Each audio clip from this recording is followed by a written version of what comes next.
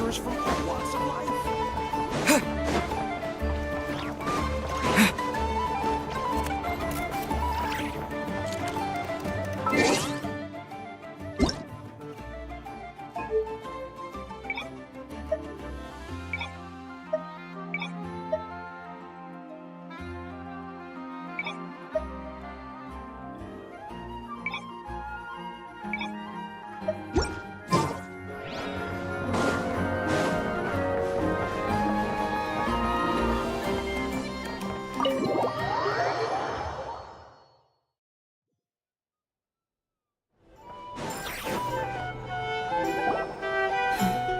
This is a thorough plan, but I do have one last question before we take action. How can we be sure that our enemy won't leave the designated area? Great question. Albedo's been hard at work analyzing Rarer and the Wild Hunt's behavioral patterns. His conclusions are as follows. Firstly, from the earliest known confrontation until now, Rarer has never displayed any ability to manipulate the dimension of space. So it's unlikely he has any power in that domain.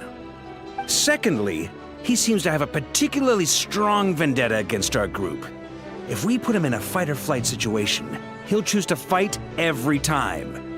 Thirdly, finally, and most importantly, he is consumed by hatred, both for the moon and for his enemies. Turns out, we tick both of those boxes. We have a reincarnated moon in our ranks, and a spy who accessed his private memories without permission. He'll be baying for blood, not looking to escape. As someone who's had their fair share of interactions with the Wild Hunt, those all seem like valid observations to me. Understood. Then I will defer to the verdict of the group. Well, everyone, that's the plan in full detail. Albedo and Durin are carrying out their part as we speak. Plan approved. Scheduling. Okay, any firepower you need, I got you covered. Let's light this baby up. The Frost Moon Scions are behind you as well. And the rest of you?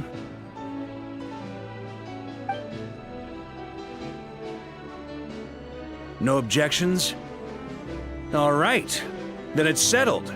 This is the plan we're going with. Next up, an old tradition of mine. Anyone who wants to back out, now's your chance.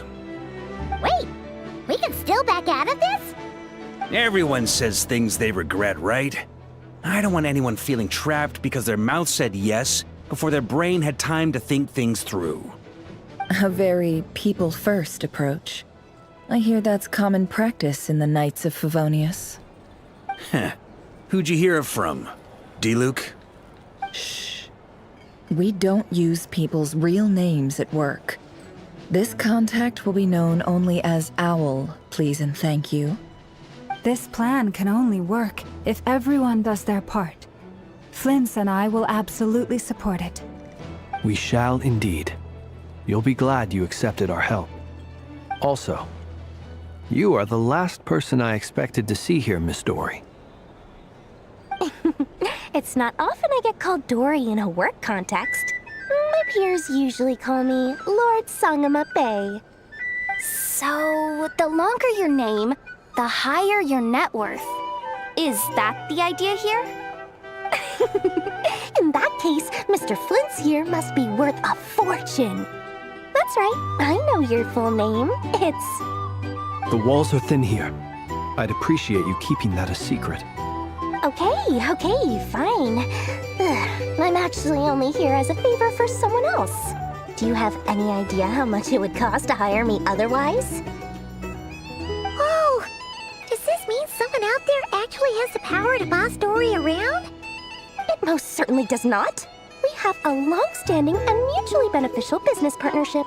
She's actually the mom of a friend of yours. Said mom supplied me with a great little trinket, but now that lady's ruined everything. If I don't start building a little goodwill now, my whole business in Nod-Craya is gonna go down the drain! Okay. So what exactly is so special about this pendant?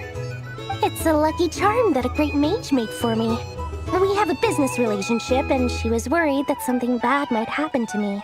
So, she wanted me to have something that can store power to protect myself with. I all fully charged up with Kuvaki, and then Neffer went and used it all up at once! Never lost so big in my life! You're right. It was all my fault.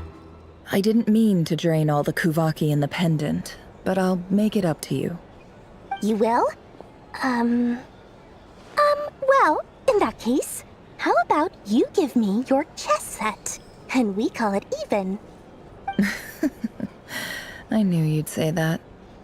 Well, it's yours if you want it. In fact, take it now, and I'll even throw in a free Raker of Solnari. Deal? You're putting me in a difficult position here. It's a very useful thing to have around, but I have a funny feeling it won't be around much longer. I guess we'll see in a couple of days. Looks like bankruptcy for me. Hey, don't be so pessimistic. See this through and you never know. You might find a new business opportunity on the other side.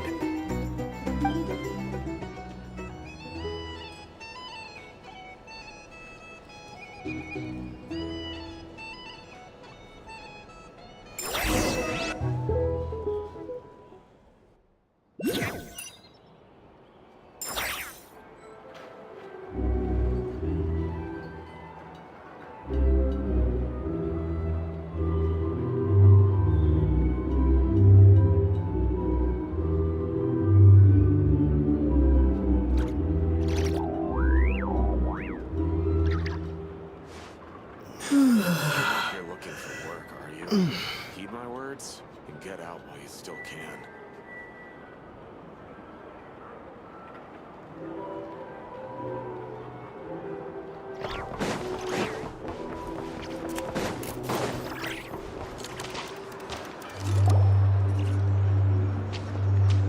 Dory! How are things going? Feeling ready? Oh, I was born ready. We only have 2 days. You think Lord Sangamabe would let an opportunity like this slip by?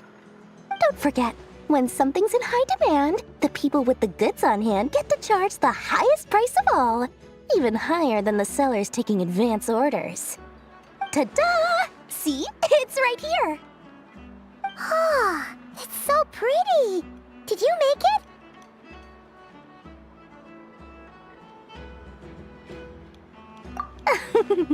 No, I have a supplier. We go way back, so he made me a very attractive offer. Aha! No wonder you were talking about lucky charms at the meeting. You've been getting Kave to make them for you. That's not the full story. It actually started a while back as a project between me and the Dendro Archon. Mage Alice once warned me that this world won't stay safe forever. There may come a day when everyone faces a great crisis. I passed this on to the Dendro Archon, and she secretly brought together a research team made up of Sumeru's top scholars to invent a technology that could keep people safe. I won't go into the details because it's all very complicated, but if you want to know more, you can ask the Dendro Archon about it sometime. Anyway, point being, it was the Dendro Archon who asked Kave to build this little contraption. As one of the top Kasharawar talents, he was the obvious choice. Took him long enough. He stressed over it for ages. Must have gone through at least a dozen designs before producing a final product. But that's Kave for you. Marak delivered it to me a couple of days ago, along with a letter from Kave. Could I ask why I'm sending this technology to you? And what's your proposed use case? Has it been approved by the relevant authorities? So nosy. My fault for sending him the research permit to begin with. Surely Nahida must have told him you were involved in this project. He was probably just nervous because you're always so secretive about your business. Could be, could be. Anyway, I just replied, let's hope there never has to be a use case, because it would involve grave danger. Fair enough. But it sounds like he was just being cautious. He probably felt responsible as the one who made it. Or maybe he was asking as a favor for his housemate. He's done that before. Not sure why, though. His housemate doesn't seem to really care that much about this kind of stuff. Either way, all's well that ends well. I'm just glad to finally have my hands on the product. I wouldn't want to be without it, given the potential dangers that lie ahead.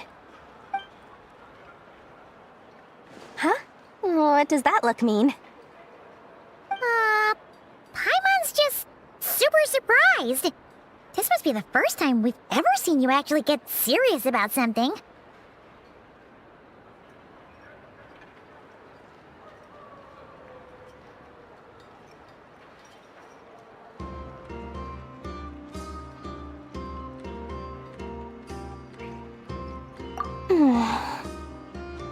Well, a long time ago, I made a promise to myself. I promised that I was gonna live every day of my life with a big beaming smile. Obviously, Mora plays a big part in that.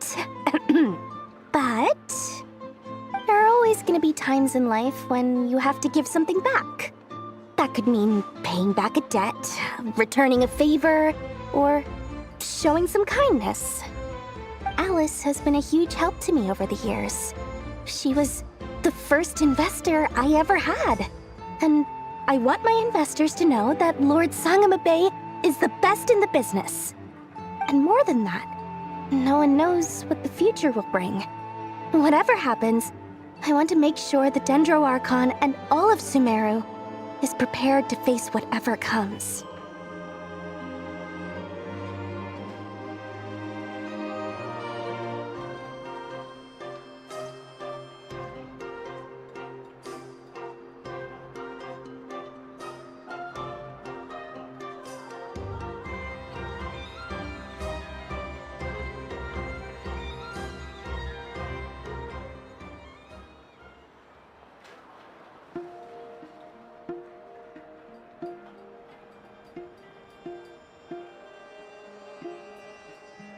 Oh, that? I was just making sure Neffer and I are square. Don't be thinking it was some sort of benevolent act. I'm no saint, so don't treat me like something I'm not. My priority is doing the business that I want to do, so long as my conscience lets me, but it usually does. That's the Lord Sangamabe business model. All right, if you say so. I do say so, and that's the whole point. I'm a businesswoman. Don't go trying to figure out what kind of person I am. You'll exhaust yourself. Much easier for everyone involved if you just take my word for it. Oh, and could you two help me get this stuff where it needs to be? Thanks so much. You're my favorite assistants.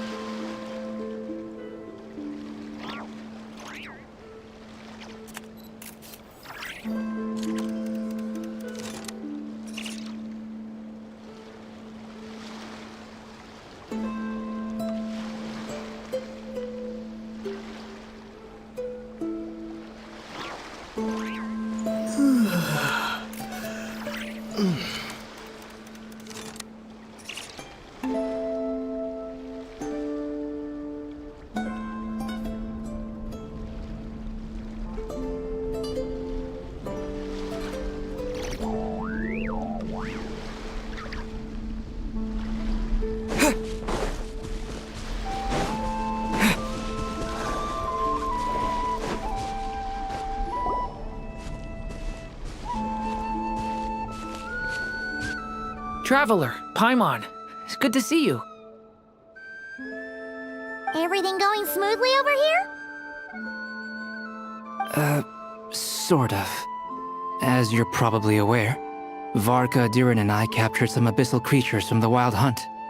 Per the plan, we dissected and analyzed some samples of these creatures.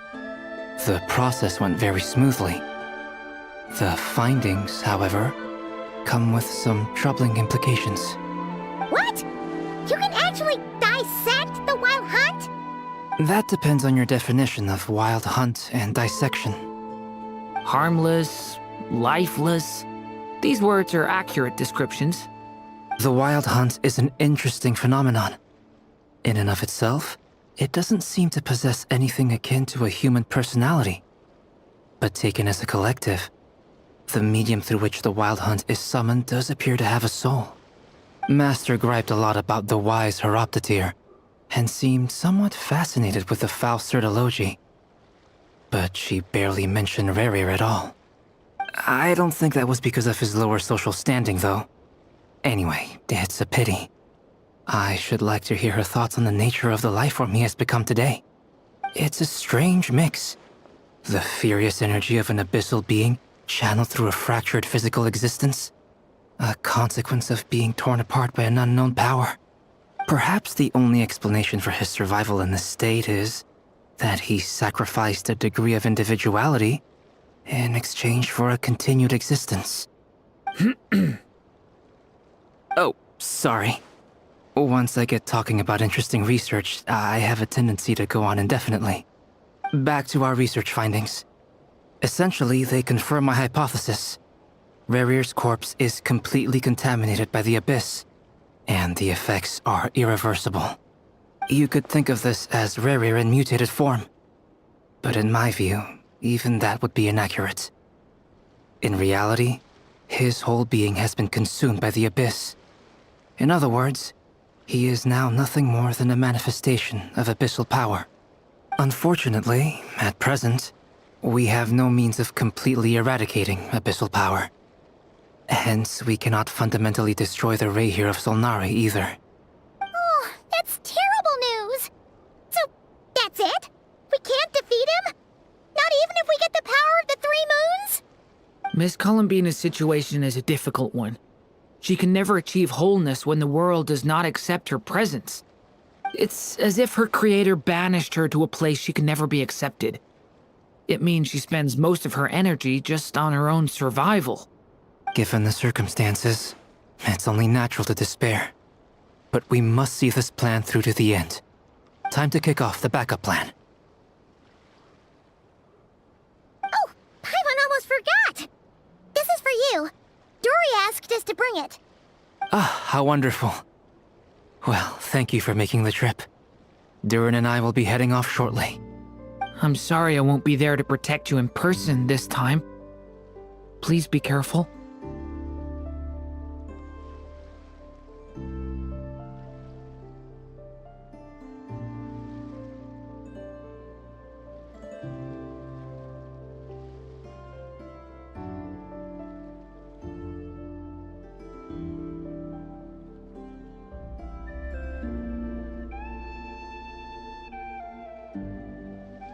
All right then. Stay safe.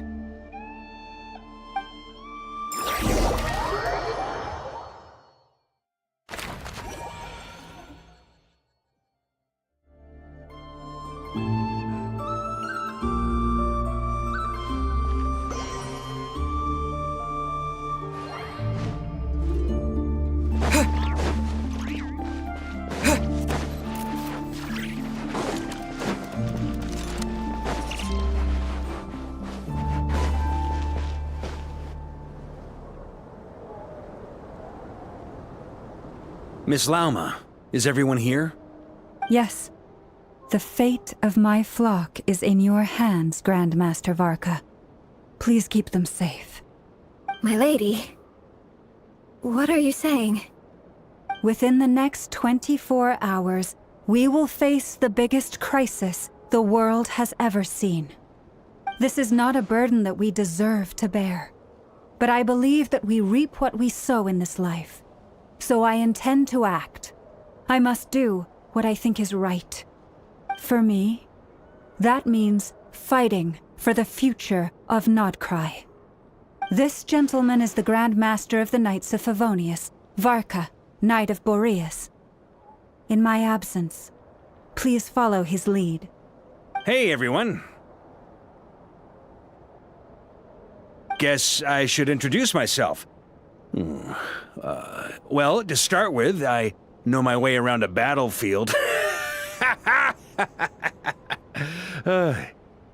Biggest strengths are honesty and hard-workingness. Anyway, point is, I don't intend to let Lauma down. I'm gonna do everything in my power to keep every last one of you safe and sound.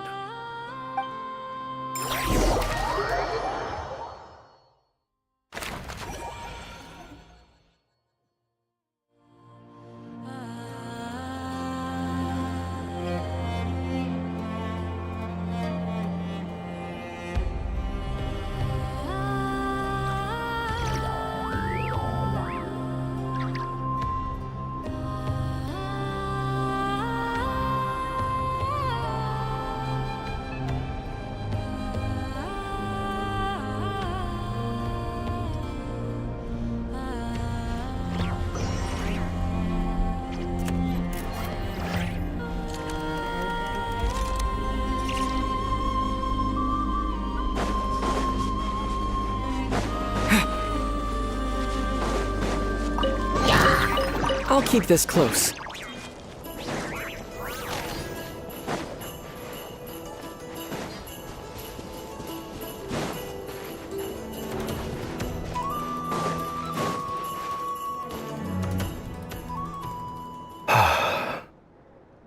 Something on your mind? Miss Columbina, was it? I believe that's how the others addressed you. That's right. Names are funny things. Have you always been called Dainsleif? Yes. I take it your own name has a more complicated history. I have a different relationship with names than other people. To be honest, I'm not even sure that Columbina is my name. At least, not in the same way that Dainsleif is yours. But it's what everyone calls me, and I go along with it. A lot of my life has been that way. I get so used to things that I forget to question why they are so. I never used to think much about where names come from, or what they mean to people. Maybe something's wrong with me. You're different from other people. I sensed it the first time we met. You're more perceptive than most. I'm sure your long life and rich range of experience explains that. Do you ever find yourself missing Conria, Mr. Dainsleif? Difficult to answer. I have dreamed of the past many, many times. Sometimes I'm fighting tooth and nail. Other times I'm lying on the ground, defeated. I don't recall any happy moments from that time. It has been too long. Is that because hatred survives longer than love and affection? That would not be for me to say. I make no excuses for the grudges I bear. But whatever the reason, I remember little that was beautiful or sentimental. Thank you for your help with the Rerir situation. Without your efforts, I never could have learned the hidden truth of his story. You're welcome. I know he's your friend. Friend? He betrayed me. And I never really understood what he was going through in life. Some friendship, that is. Okay. So, do you plan to fight him with us? You see, you're torn. Now you know what really happened. You see the things he's done in a new light. I need some time. Of course. I completely understand.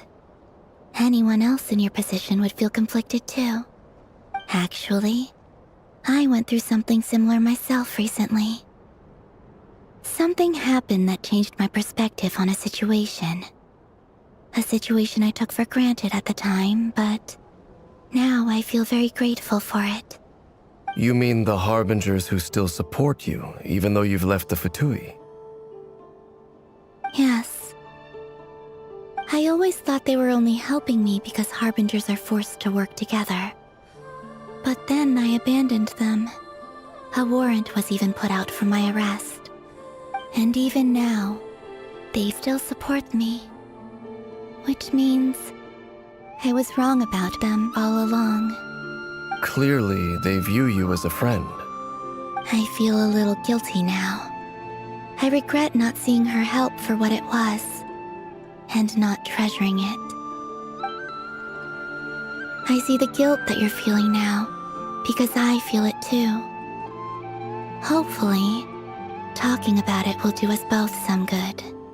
Have you noticed that the Traveler and Paimon are over there? I think they've been listening. Huh. Shall we say hello? Sure. Hello.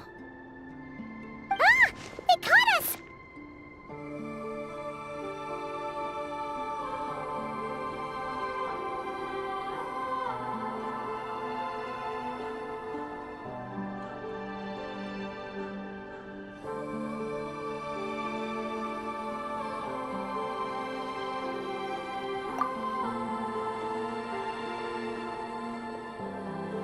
I apologize for making you worry. No doubt you wish to know where I stand on the plan to take down the Recher of Solnari. I'm afraid I need a little time, but I will seriously consider joining you. You will? Oh, thank you so much! Everyone will be so grateful to hear that! They needn't be. This was something that I was going to have to face up to eventually. That doesn't matter to them. They're grateful to you regardless. You can't control their gratitude, so just accept it. And then, have a think about whether you're willing to join us.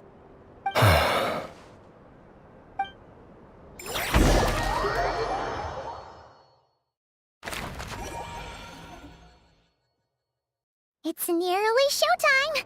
Let's go rendezvous with the others. You know the place.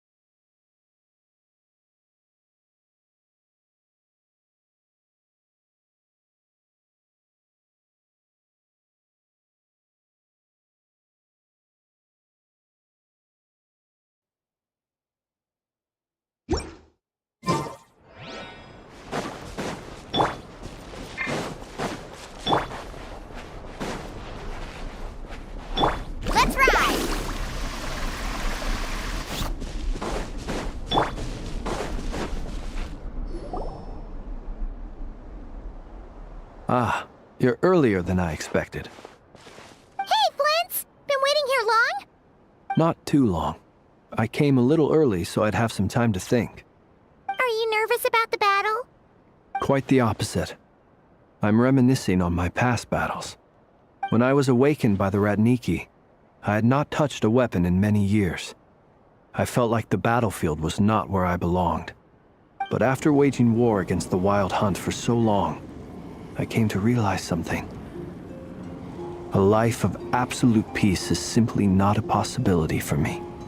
My restless flame indicates that somewhere inside of me, there is a deep yearning to root out the evil in this world. Oh, that doesn't sound like such a bad thing. Well, in the past, when I was a Fae whose primary concern was hibernation, it was hardly ideal. But it certainly serves me well here in the present. And I am delighted to be able to join forces with you in this endeavor. Looks like I'm not the first to arrive. Ah, Miss Lauma. Did you sleep okay last night? I struggled to settle down at first, because of the nerves. But don't worry. I got enough sleep in the end. I'll be just fine. Please, I'm just doing my part. Neffer! Over here!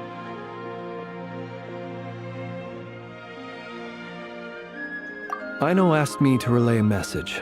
She said Neffer will be on high alert and keep a close watch over all secondary districts where defense is required, providing support as necessary.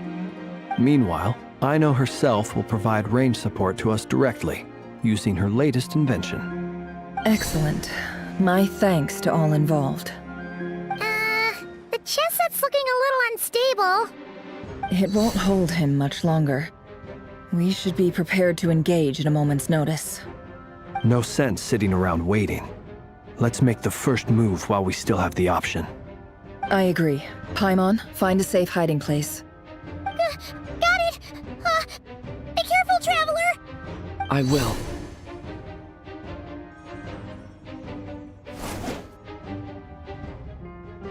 Everyone, take your positions as soon as the battle starts.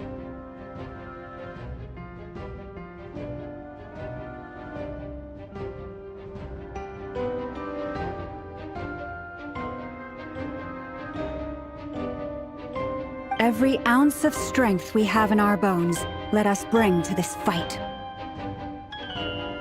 Ready? Let's go.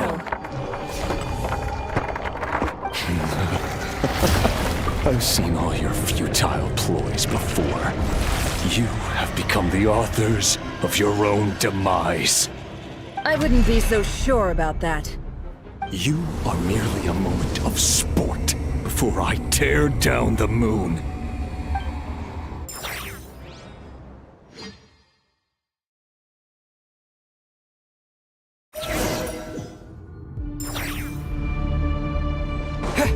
Stay The on moonlight betrays you. You too. Are you quite finished? Forest? No more love. Let me help you guys!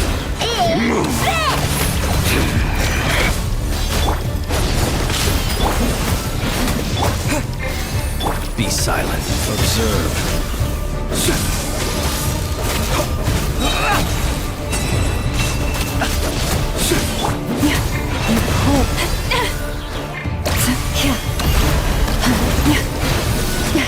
A grave trap. Water jet! The moonlight. Close your eyes. Be silent.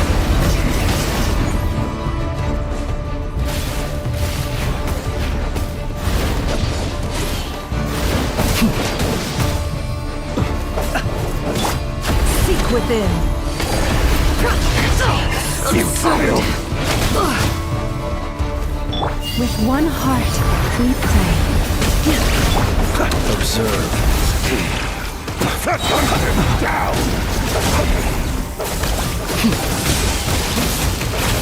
Steady now. It's all futile. Are you quite finished? Stay your hand. No more lies. The It all moonlight adds up. betrays you.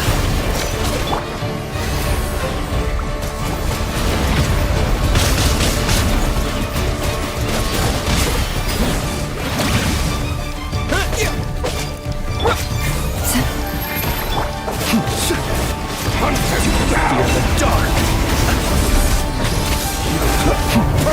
Close your eyes. Began with the moon, and so shall it end. The moon will protect you.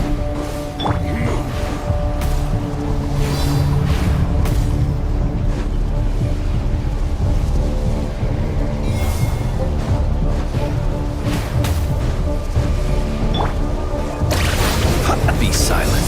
Observe. Close your eyes.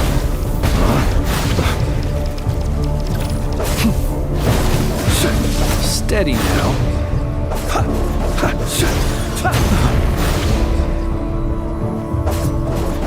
Do you see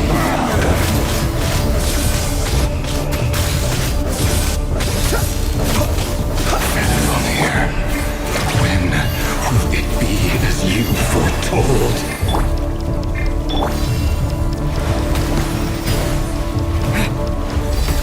The moonlight.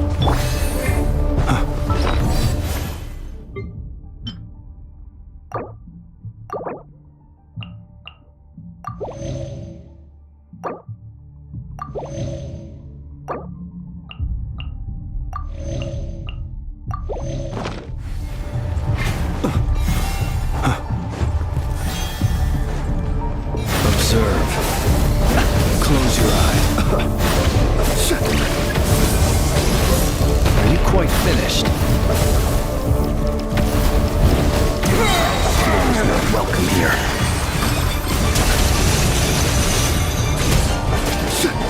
The deception ends here. By the frost moon of old.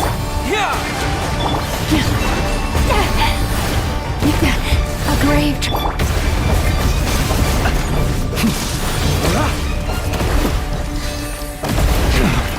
Pathetic!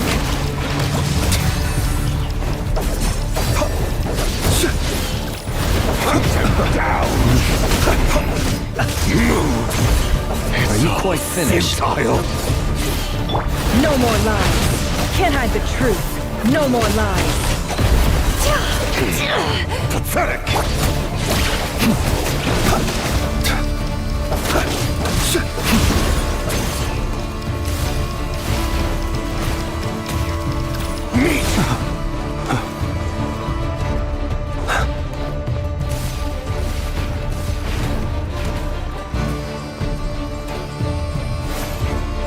It all ends up. Can't hide the truth.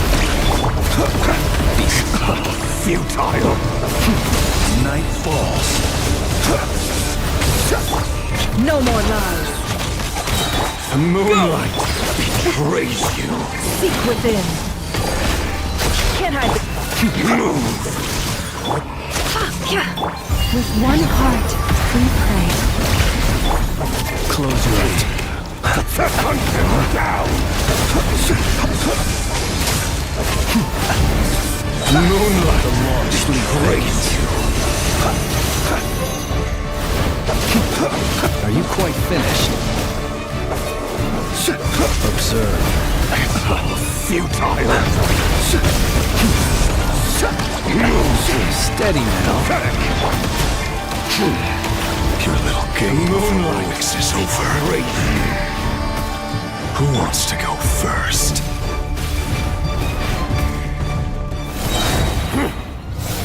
No. Get out of my sight! No! We've been Death within separated! my grasp! You okay? Neffer, where are the others? Stuck outside the barrier. I guess he really doesn't like us. I told you before. Knowing too much is always a death sentence. Be careful what you wish for.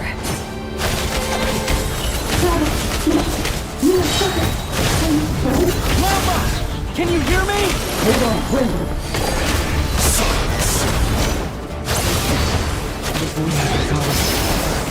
At least I know they're still there. I need to focus. Stick to the plan. Remember my most important task. Just keep stalling him. If I can stall him for long enough.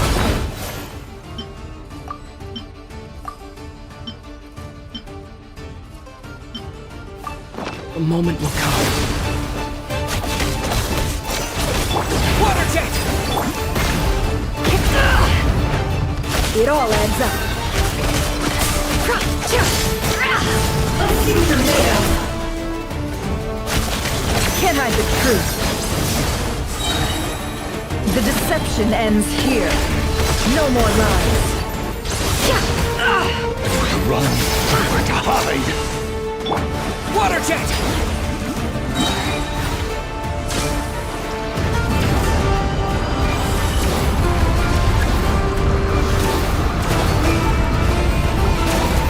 Go!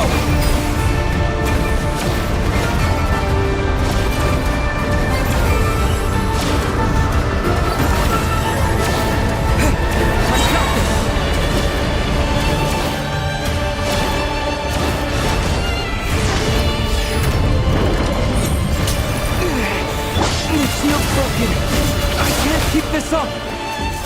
Don't push your luck.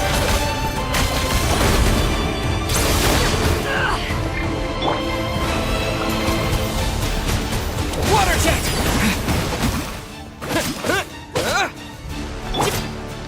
How much power will it No take? more lies. Can't hide the truth. Wipe out!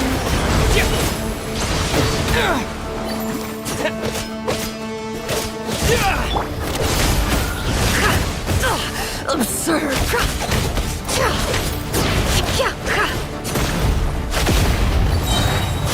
Seek within.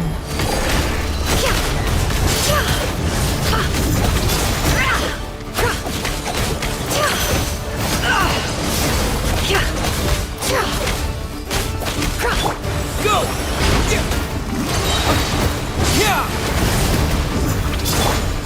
It all adds up.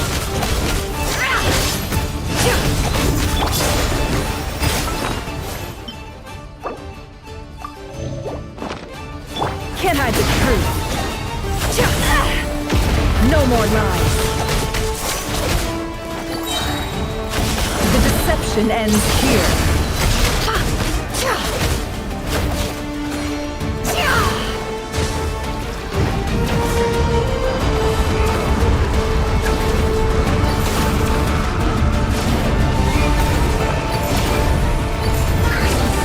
There's no other way.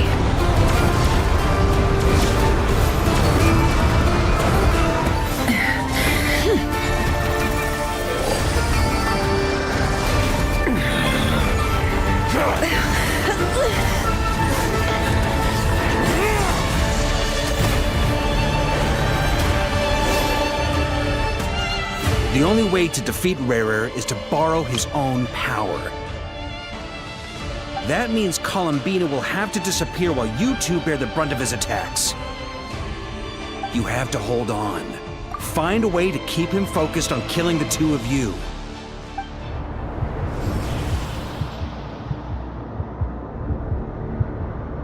Neffer, your eyes are bleeding.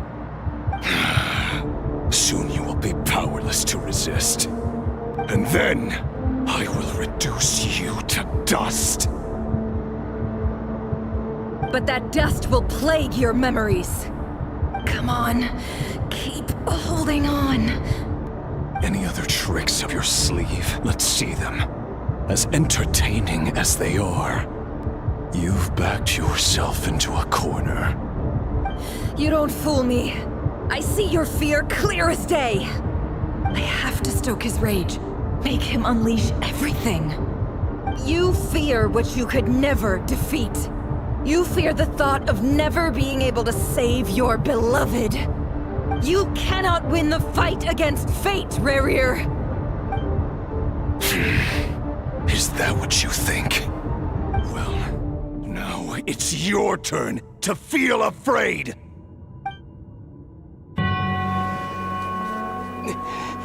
You fear the sound of your own name? Is it us you hate? Or is it what you've become? Let's see what becomes of you!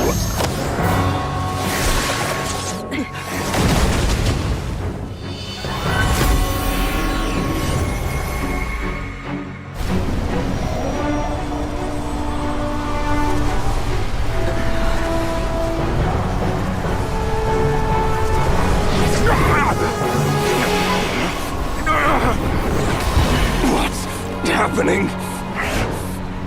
That power. I've seen it before!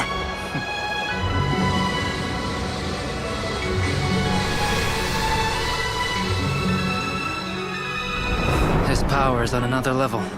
We'll need to use an alchemical array to convert his power into a usable form. Then quickly channel it into Columbina, rendering her powerful enough to compete with him. I'll join you. I can help. If I release enough abyssal energy into a confined space, it'll create a potential difference, allowing us to extract a huge amount of elemental energy. Next, I'll synchronize with everyone's minds using Pyro, then give you temporary access to their abilities and fields of view. But it won't last long. Can you see? Well enough. So, we have a student of Gold Rhine-Daughter in our midst! How about that?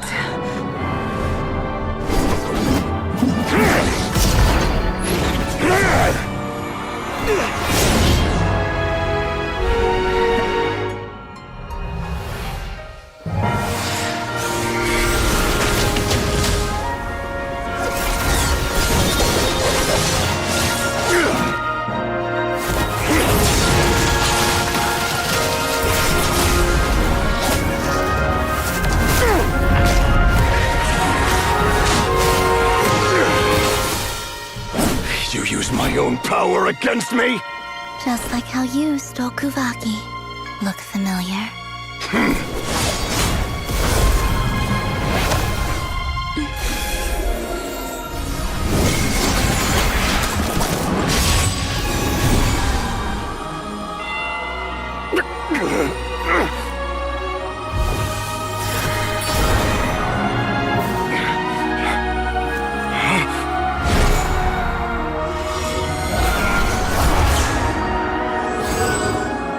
Don't you realize? You don't have the power to hold that gate open! I don't, but someone else does.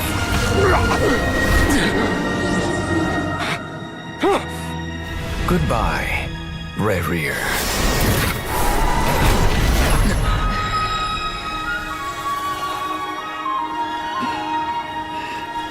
We won.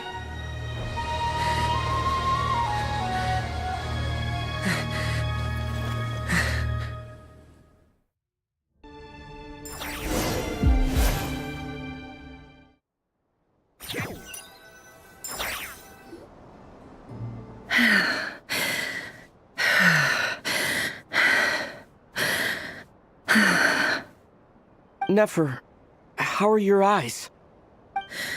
They're fine. Apart from the blindness, of course. It's not too late. Let me handle it.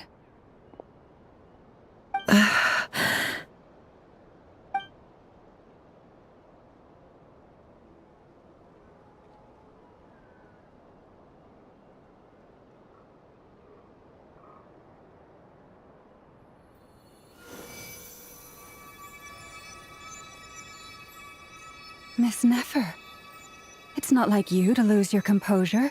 That was the most reckless thing I've ever seen you do. Reckless how?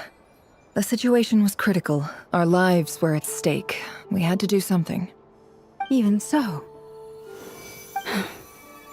Okay. I guess you're right. Under the circumstances, it was a wise decision. You traded your eyes for an incredible victory. In business terms, I suppose that's a huge return on investment. I'd be hard-pressed to argue otherwise. Still, I don't like this outcome, and I don't want you to lose your sight for good. People suffer when they make sacrifices they shouldn't have to make, whether that means faith, strength, or in this case, your ability to even see. I had hoped you could win without sacrificing so much as a single hair on your head. Thank you. Really. All done.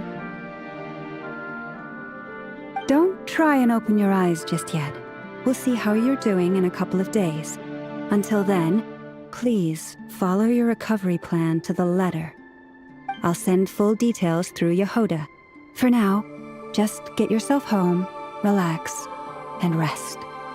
My dear friends, we have fought bravely and achieved a spectacular victory. A dark cloud has been lifted from the skies of Nod-Kraya. All in this land will be grateful for what you have done. The moon will remember this day. Thank you both.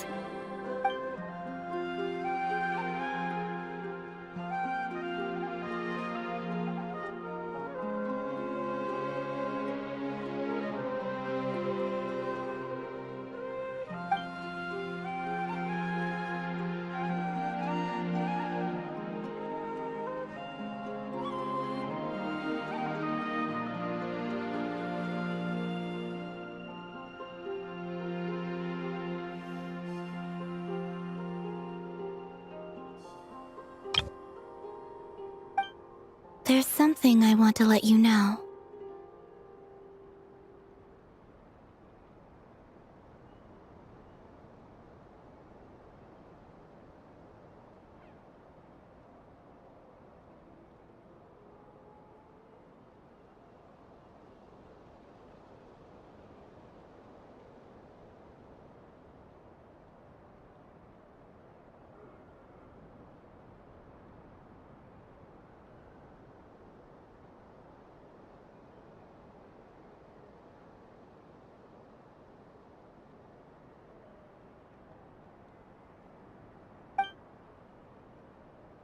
What is it?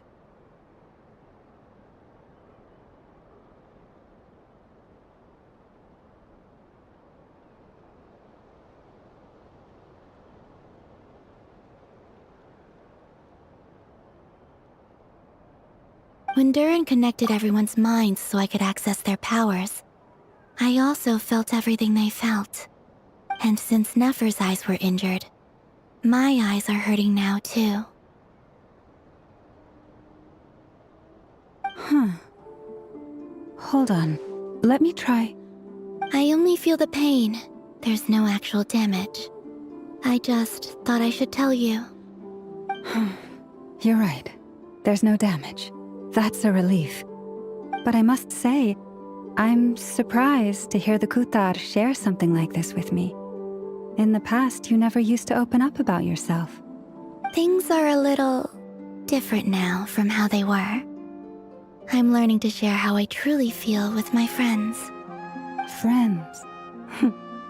You have no idea how glad I am to hear that.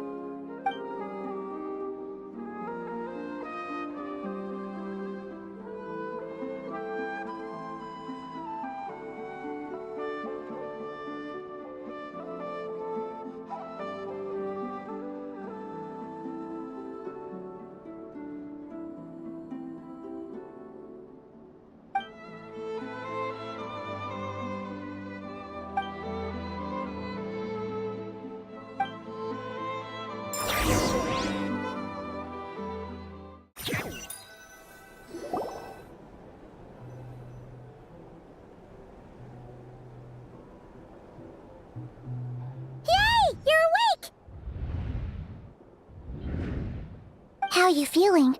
Any aches and pains? Did you sleep well? I'm doing all right, Paimon. No need to worry about me. Phew! Well, that's good. Paimon's been sitting on the edge of the bed worrying about you for ages. You slept a whole day and night. Poor Paimon had to eat all by her lonesome. Glad to hear you didn't starve. How was the food? Well, it wasn't the same without you there to share it. Honestly, Paimon just can't relax when you're not your usual self. She couldn't enjoy the food and settle down to sleep. Well, I'm back to normal now. Oh yeah, and Albedo swung by earlier. He said to tell you to head to the tavern when you woke up. Varker and the others are organizing a victory feast and they want to celebrate with you. He also dropped off some medical supplies, but you seem fit as a fiddle, so guess you won't be needing those. If you're feeling up to it, let's head over now. Wouldn't want to keep them waiting.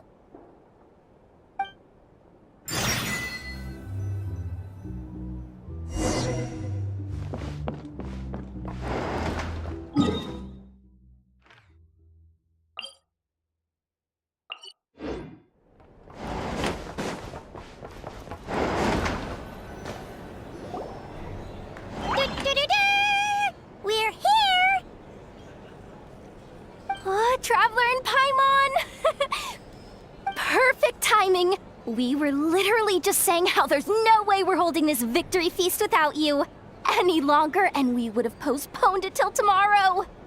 How are you feeling today? Much better. Thanks. Don't worry about me. Relieved to hear it. If that changes, just let me know. Happy to check you over at any time. Yep, we're here for you. Anything you need, just let us know. Oh wait, where's Neffer? How are her eyes doing? Nefer's right over there. I'm sure she'd love to catch up with you.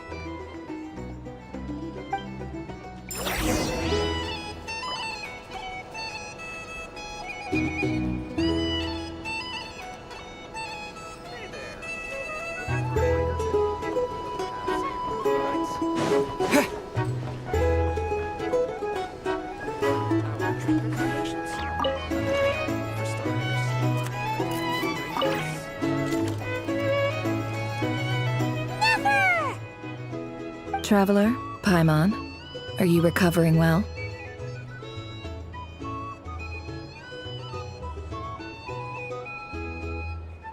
Turns out that moon chanter has some real talent after all.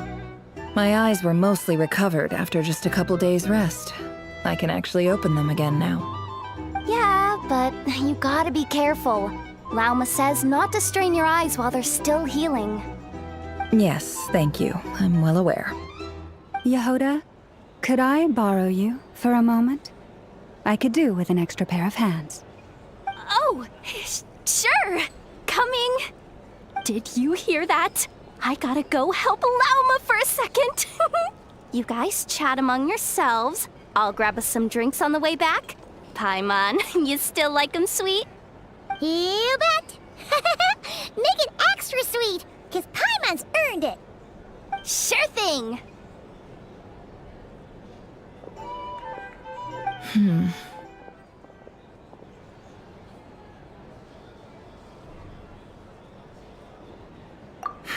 The Raker of Solnari.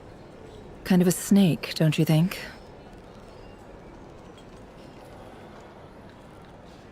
No, definitely a snake. A poisonous one who spewed his venomous hatred everywhere. Anyone who seeks revenge out of hatred for other people has become a snake. That's something my dad used to say. Perhaps. I'm sure it sounds like a very wise and open-hearted perspective to your ears. But me? I think hatred is a perfectly justifiable emotion. What else is left when everything you depended on in life gets stripped away? Something's gotta fuel that drive to keep on living.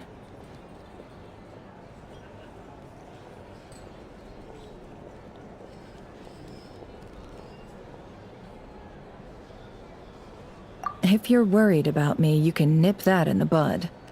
I'm not someone who gets stuck in the past. It's just...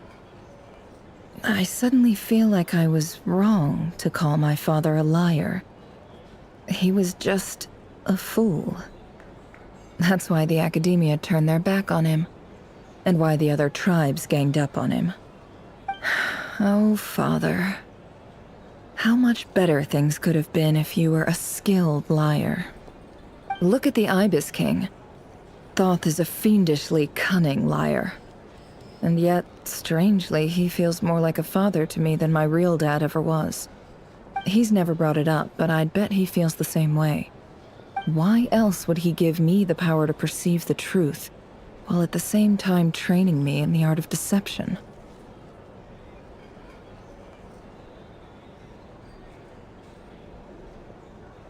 Well, King Deshret banished him to Aru, which is essentially a prison, and posed 3 questions to him. He promised that he'd have his freedom if he could find the answers.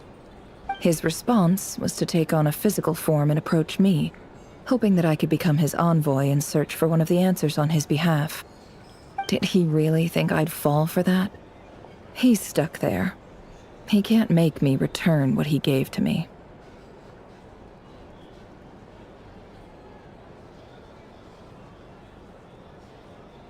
So that's enough for you to decide he's nice, is it? He's a prisoner, and he was scared. So he decided to perform some good deeds to win people's approval. He lives in fear because he's a deceiver. How is Rerir any different? You can't work as a spy your whole life and expect a happy ending. It's preposterous. Yet I can't say I don't understand it. Liars live in the darkness of their own making.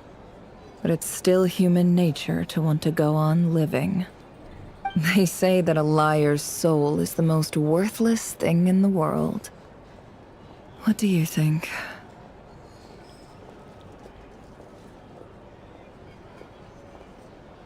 Oh, really? Well, it takes a very kind person to find compassion even for liars. If you ask me, the soul of a liar really is worth nothing. Because all they care about is themselves. For example, when something good falls into my lap, I don't go sharing the news around. Stops other people trying to steal it from me.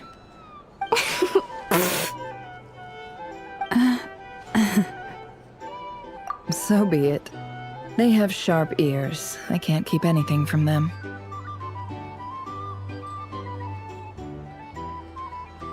Oh, is that what it looks like?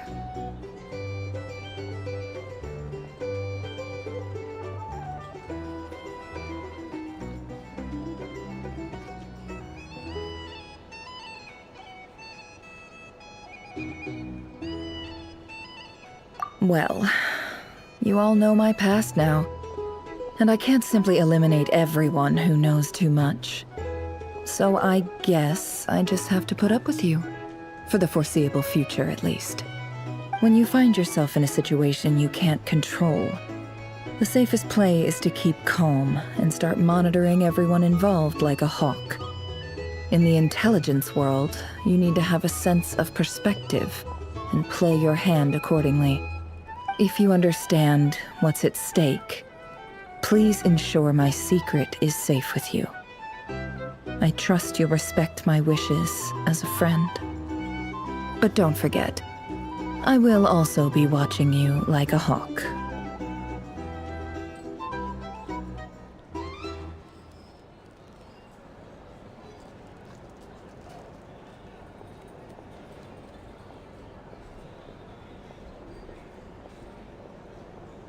Very good. Oh, wait! Now that the panic's over and we've all calmed down, Paimon suddenly remembered something.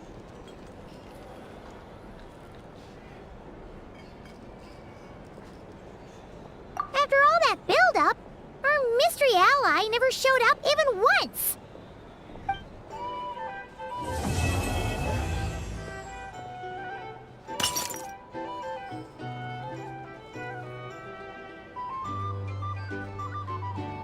Huh? Am I imagining things?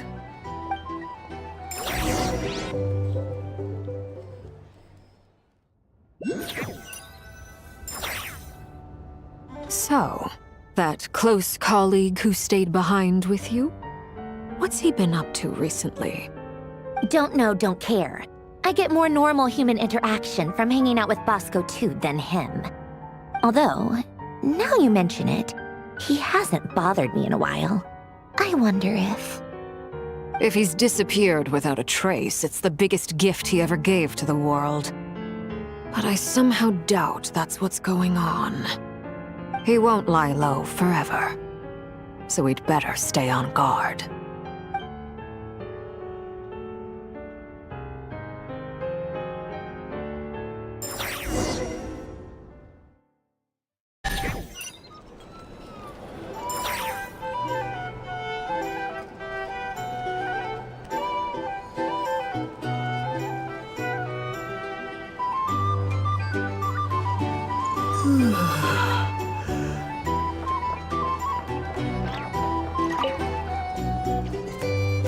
How have you been holding up? Any adverse reactions? If you start to take a turn for the worse, make sure you tell me right away. You don't need to worry about me, Grandmaster. I'm fine. I mean, I barely did anything, so... What? You're too humble, young man. You played an indispensable role in the battle for Nod-Craya. We can't thank you enough for your support. Sometimes, when people praise you, it's because you deserve it. The best thing is to accept it calmly and with grace. It's important to learn how to respond to words of admiration. Let's do a quick demonstration. Albedo, that was an incredible feat of alchemy. The pressure was on, but you worked flawlessly at lightning speed to get the job done. Thank you. I can't take all the credit, though. Durin played a big part in forming the alchemical array. See? Did you catch that? A masterclass in how to take a compliment. Okay, yeah. I did work pretty hard to help prepare for the battle. No point denying that. Hey, you guys!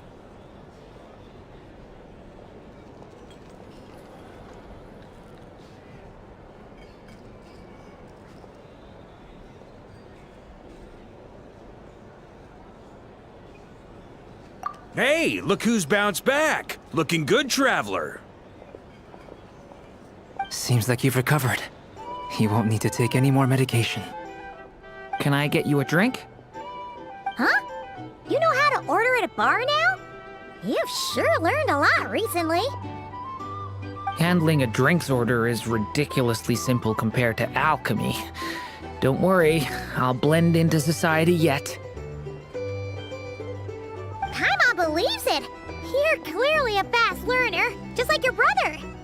To be totally honest, though, Paimon didn't quite follow all the details when you first explained the plan to us. Don't worry, that's completely understandable. Unless you're a student of alchemy, it's hard to grasp the principle and how the process works. To put it in the simplest terms, we saw how our enemy stole the power of Kuvaki. And that gave us the idea of stealing his power to turn it against him. When facing an enemy you have no hope of defeating, it's best not to engage them in battle. So, instead of looking for a way to overpower him, we decided to help Columbina get strong enough to at least stand up to him in a fight. For this to work, we had to analyze his modes of attack, confirm who his main target was, and make sure that he wouldn't go beyond the range of the alchemical array. For added security, we prepared a total of 4 arrays. But to mitigate the impact of the battle, we identified one location in particular as the ideal spot, which is where the confrontation took place. The alchemical array absorbed his abyssal power. Then Durin processed it to render it usable by Columbina. That power enabled her to do what would otherwise have been nigh on impossible. What surprised me was that Dainsleif actually agreed to join us. Given his history with Rerir, he had every right to sit this one out. But we're extremely grateful for the decision he made.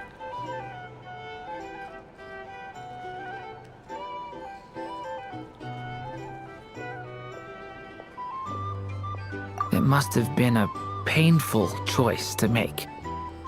But I'm sure that making a decision was far better for him than staying in limbo. Absolutely. He was torn between 2 paths, but in the end, he made his choice and stuck to it resolutely. He doesn't strike me as the sort of person who'd stay trapped in limbo for long. Anyway, however you cut it, everyone gave a stellar performance. And now, it's time to kick back and celebrate.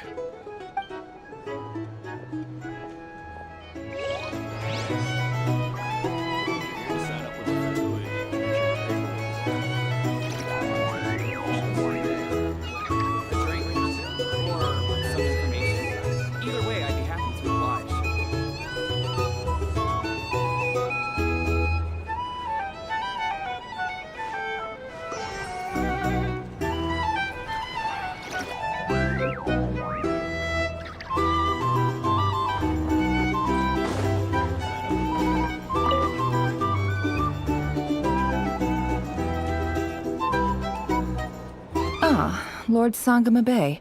How lovely to see you. I must thank you for the device you provided. It was an enormous help.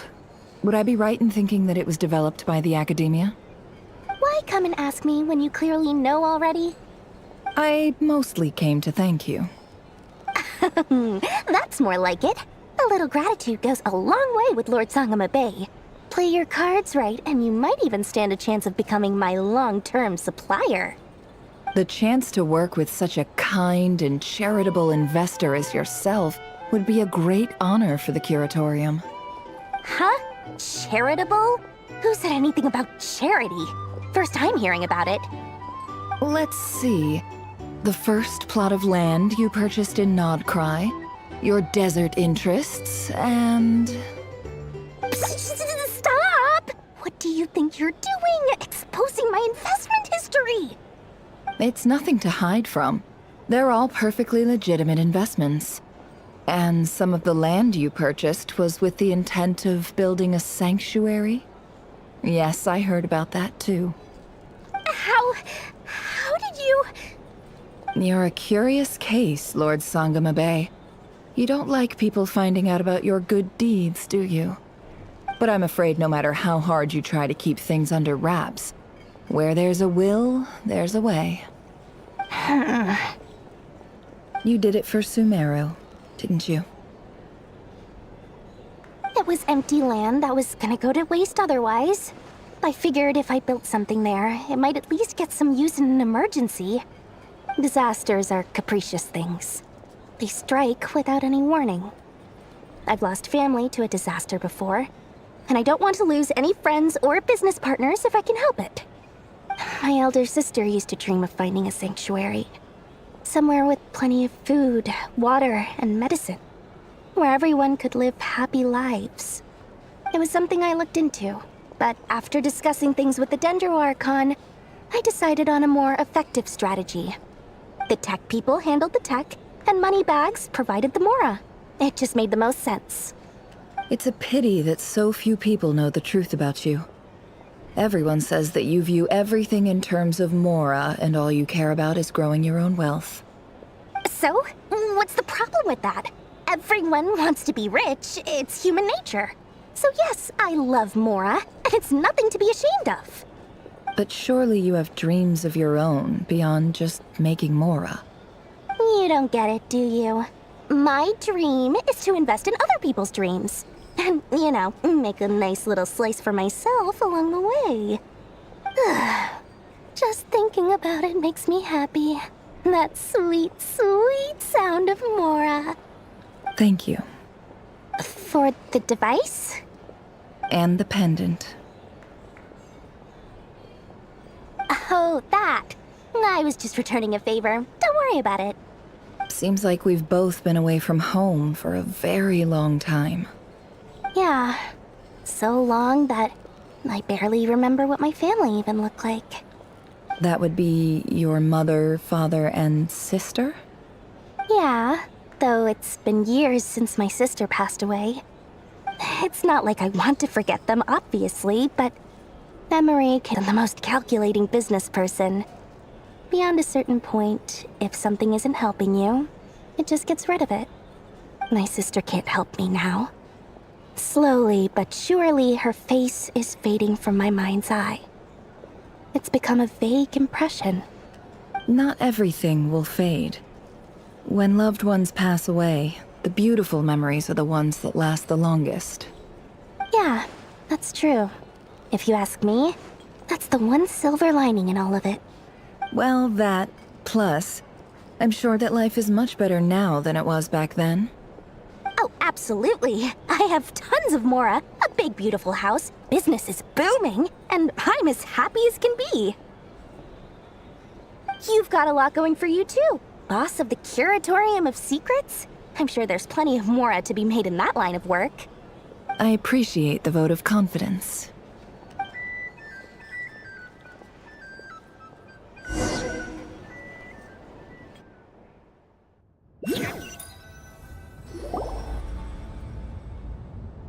That's the only reason you're here. Yes. I've thought a lot about it. And I've realized that you, me, and Arlecchino should be friends. I think this is very important. So I felt I had to come and tell you. Well, this is a new one. I'm so moved. I can't even hold my teacup. If that's all, you can leave now. Do you not want to be friends with me? Or is it that you prefer being co-workers? What is this, Columbina? Are you deliberately testing my patience threshold? Right now, my politeness module is active. But if you say another word, I swear I'll shut it down. If your politeness module was active, wouldn't you say the word please at some point? Polonia, please see Lady Columbina to the door. Will you still invite me to your next tea party? What? Yes, I think you will. Bye-bye, dear Sandrone.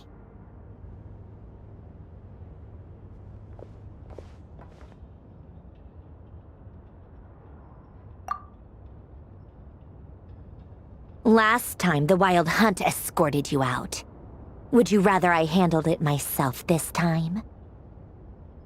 We just wanted to, see how you were doing now that it's all over. Why? Out of concern for my safety?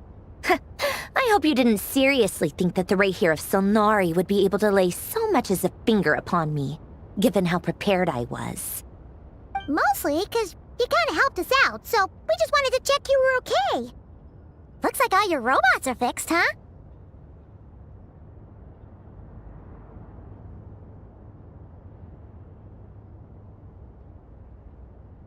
Oh, don't you worry about that. Tea time is already a write-off. The visitor before you managed to kill my appetite. If you're in the mood for tea, go ahead and help yourself. Otherwise, it's going to waste. My coasters are still missing in action, though. Use this notebook instead. Whoa! Pretty hefty notebook. Look at all those calculations. You can ignore those. They're just dumb scribblings. I doodle and write in my free time. Sometimes I remember the distant, dreamlike past. Sometimes I imagine the far-flung future. And other times, I grit my teeth and note down all the crazy nonsense going on in the present. Some people do the crosswords in the newspaper. This is my equivalent of that. Trying to predict the future is like daydreaming, and writing about the present just makes me furious. The past is my favorite. If nothing else, it's already set in stone, so I don't have to rack my brains trying to figure it all out. Huh. Although, having said that, the only vaguely interesting memory in my past is probably that guy they call Lord Artificer.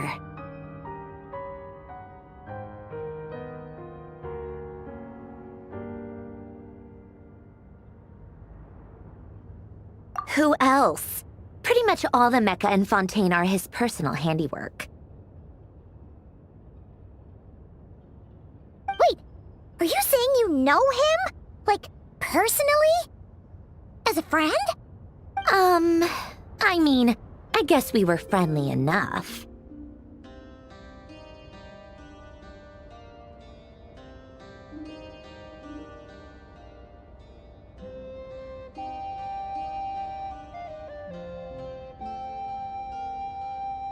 Yep. In fact, I'm probably the only normal person left who knew him at all. We used to chat occasionally back when he was still around. Before he passed away, he asked me to destroy all his manuscripts. I honored his request, but I did read through everything first before destroying them.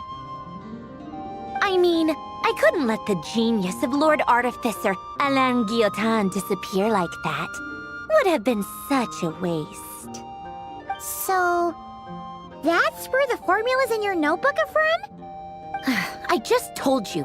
Those are my equivalent of crossword puzzles. They're just dumb formulas that I solve for fun when I'm bored. Alain's work was like epic poetry. The formulas in my notebook are just silly little riddles in comparison. Not that there's anything bad about them. I mean, at least, solving those riddles isn't going to hurt anyone. Except me, 'cause I lose a few brain cells in the process. Anyway, while we're on the topic, I might as well tell you about what happened to him and his friends. Alain Guillotin had two close buddies, Renee and Jacob. They spent their childhood years together in the Narzissenkreuz Institute. They were all quite competitive, so there was some rivalry between them, but it was a friendly rivalry. But beneath the friendship and the rivalry ran something deeper, a sense of nostalgia for the past. Unfortunately, childhood would end. The prophecy would come true, the apocalypse would arrive, and the future would never be. A mad dream that would normally only capture the minds of lunatics begin to take root in their hearts. A dream of saving the world. And if Renee and Alain had been people of lesser wits, that dream would probably have ended up as something for them to joke about in their older years. But alas, they were some of the sharpest minds around. They nurtured that dream with the full power of their intellect, and it grew into something that ate away at their souls. The first of them to fall under its spell was Renee. Against Alain's wishes, he persisted in experimenting on a mutual friend of theirs to try and save their life. Alain did not approve and parted ways with Renee. It's complicated. Alain wanted to believe that Renee only did what he did for the sake of their friendship. But when he told me about what happened, I could tell he still had some suspicions about Renee's motives. Perhaps the seed that would grow into a nightmare had already sprouted in Renee's mind. The next time they met, Renee's soul had been completely engulfed by the dream of salvation. And although that wave died down eventually, I hear that it just recently came back with a vengeance.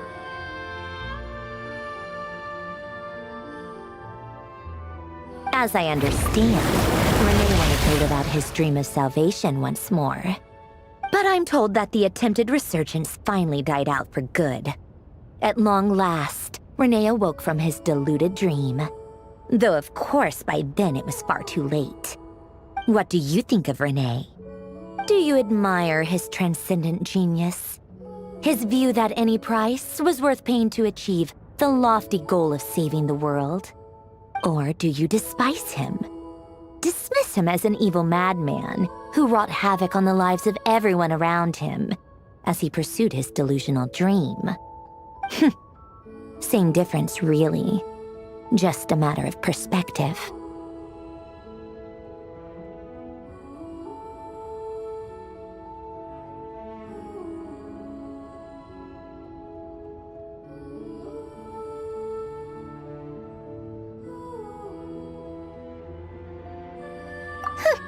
Doesn't surprise me. You share one thing in common, after all. You both want to be the savior. The only difference is, your dream came true, and his, well, he wasn't the one who made it come true.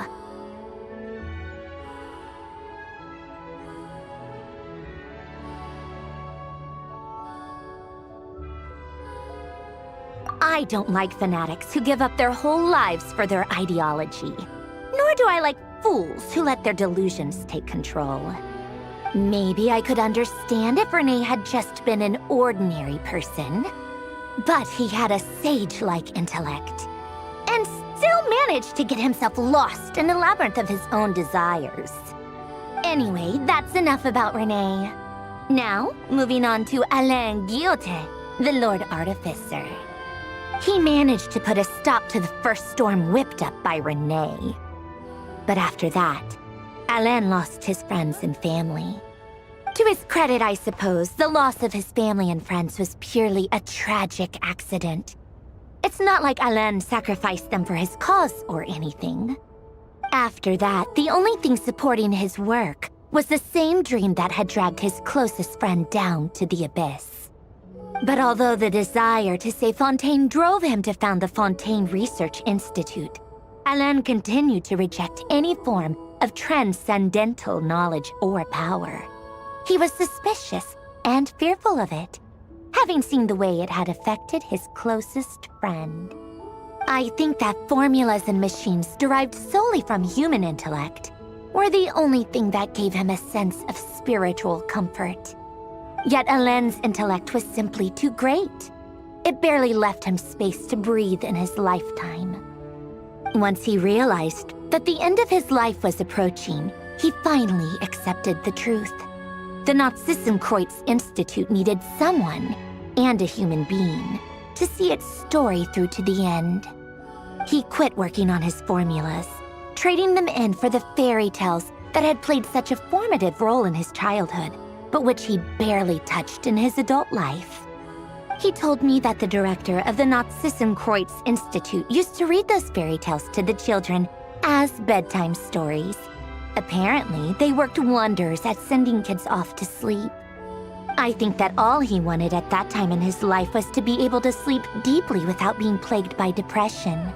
By that point, nothing else really mattered. At the very end, he laid down to rest in the ruins of the former Nazi-Kreuz Institute orphanage, while the Fontaine Research Institute he had founded continued tirelessly with its work. Many years after that, tensions over competing dreams would once again cause a rift, this time between members of the Fontaine Research Institute. But the actions of those fools had nothing at all to do with Alain. And that is the story of two people from the Nazi-Kreuz Institute who both wanted to save the world. One went all in on his fantasy of salvation without ever looking back, and ended up calmly sinking to the bottom of the deepest sea. The other sought desperately to burn bright in his life, even though he wasn't sure where he was going. I do sometimes wonder, why is it that people like them have such grand hopes of saving the world? Even the grandest tree starts as a tiny seed. So perhaps, for each of them, their mission to save the world began with a very simple desire: to save themselves. They were young children with friends and family who mattered to them, desires to explore the meaning of life, ambitions to have a successful career. They didn't want to see all of that taken away in one fell swoop. Or maybe they just wanted to find something to anchor themselves within the chaos, to stop them getting quietly swept away by